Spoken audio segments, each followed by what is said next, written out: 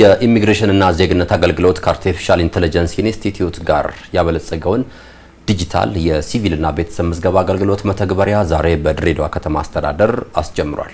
የዲጂታል መመዝገቢያ ስርዓቱ በአዲስ አበባ የተጀመረ ሲሆን መተግበሪያው ከወረቀት ነፃ አገልግሎትን በመፍጠር የዲጂታል ጉዞ ለማፋጠን የሚያግዝ የሪፎርም ስራ መሆኑ በመድረኩ ላይ ተነግሯል። የኢሚግሬሽንና ዜግነት አገልግሎት ዳይሬክተር ሰላማዊት ዳዊት ለተለያየ ዓላማ የሚቀርብ ትክክለኛ መረጃ ለሀገር እድገት የሚቀርጹ ፖሊሲዎችን ለመተግበር ወሳኝ ነው ብለዋል።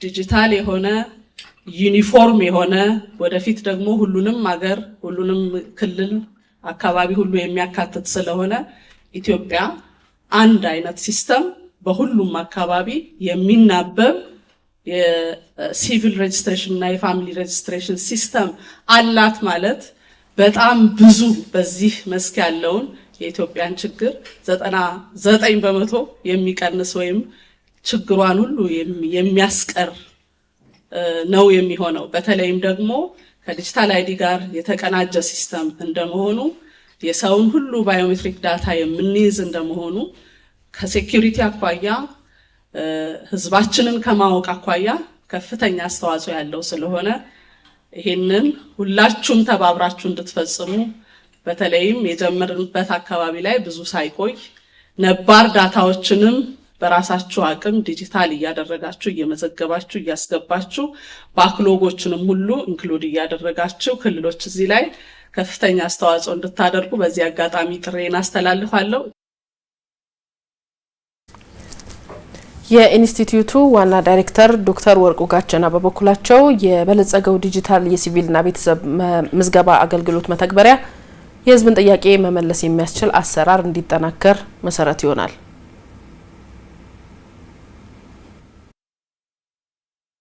ዲጂታል 2030 ላውንች ከተደረገ በኋላ አንዱና ትልቁ የአገልግሎት ዘርፉን ለማዘመን በተለይ ደግሞ የሲቪል ሬጅስትሬሽን እና የቤተሰብ ምዝገባ አጠቃላይ በጣም በጥሩ ሁኔታ እየተናበቡ የወሳኝ ኩነት እየተሰራ ነው ያለው። እንግዲህ የህዝባችን ትልቁ ጥያቄ በተለይ የልደት፣ የጋብቻ፣ የሞት፣ የልደት ምዝገባዎችን ከየቦታው እያንዳንዱ ቤተሰብ አገልግሎቱን የሚፈልግበት ነው።